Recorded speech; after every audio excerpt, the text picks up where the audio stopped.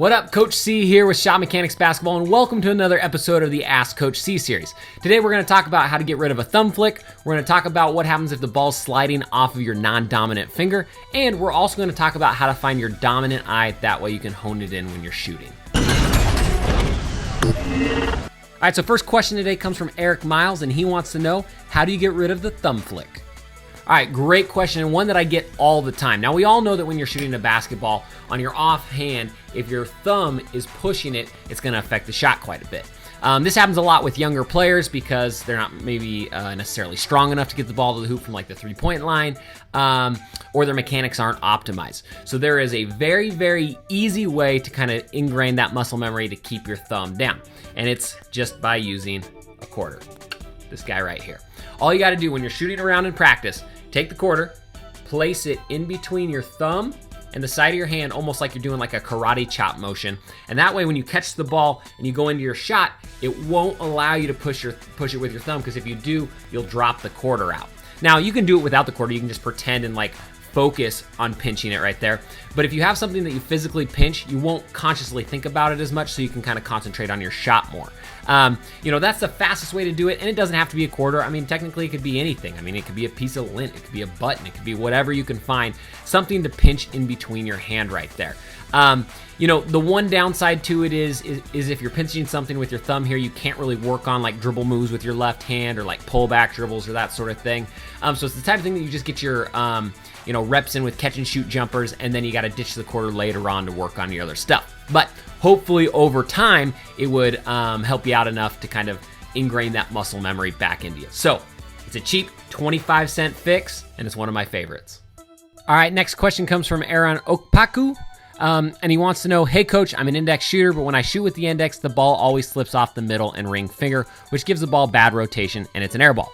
No matter how many times I put my index finger in the middle of the ball, the mistake continues. Any advice? All right, so this happens a lot to a lot of athletes as well, and it kind of it's not as simple as saying, you got to have your pointer finger in the middle of the ball. Now, sometimes that works, but every now and again, there's going to be other mechanics down your body that are kind of throwing everything out of a whack. So I almost like to think of it like an injury, right? If you have a back injury, you might walk kind of funny to make up for it, and then it might end up injuring your knee later on. You didn't injure your knee to begin with, but because you were compensating for the back injury, it makes the knee kind of go out of whack, and thus it gets injured. And shooting mechanics are kind of the same thing. Just because the ball's rolling off your middle finger or your non-dominant finger doesn't mean that it's necessarily something wrong with the hand. It could be that you're not turning your feet enough. It could be that your elbow's not coming in enough. So really the key is to find the deficiency in the mechanics that could be causing it, and just remember that it's not always going to be just the hand. That's one thing that a lot of shooting coaches and a lot of players forget, is that everything's kind of connected together. You, a person, are a human body where everything's connected. So if one thing's affected up here, it might be affected down below as well. So it's hard for me to tell without actually seeing your jump shot, but I'd say the two kind of main ones to really focus on are your feet turned a little bit. If they're not, experiment with that. Maybe they're turned too much. That's also a possibility. And then also your elbow position, because if your elbow's out when you're releasing the ball, even if your index finger's in the center of the ball, if you're releasing with an elbow out, it's going to start rolling off your middle finger or your ring finger.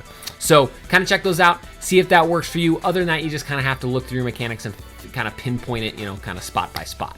All right, so next question comes from Abdullah Javed, and they want to know, how do you know which eye is dominant? Good question. This is one that a lot of people, they start thinking about their dominant eye, but they don't really have any idea how to find it or figure it out. So this is a great way to do it. So all you got to do is this. Take both your hands, put them together, just like this, so you got a little small space in between both hands. Then what you're going to do is you're going to keep both eyes open, and you're going to try to hold your arm straight out, and then put that space on some specific target. So I generally try to find something small, whether it's like a little scuff on the wall or something like that. I'm going to use the camera lens right here as mine. So you hold your arm straight out, just like this. You make a small little space, and you keep both eyes open so you can see your object. So right now I can see the camera lens through my space. Now all you got to do is close one eye, and if the object stays inside of the space you made with your hands, your dominant eye is open.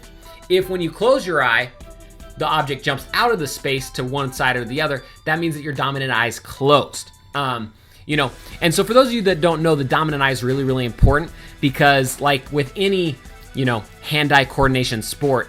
If you're shooting a basketball, like let's say I'm left eye dominant, but I'm shooting the basketball lined up with my right eye, it's always going to be like an inch or two off, which doesn't seem like it would make that big of a difference, except for if I'm an inch or two off from the initial shot, it's going to be 3, 4, 5, 6 inches off once it gets to the hoop, and that's a big difference, and it can make for a lot of misses.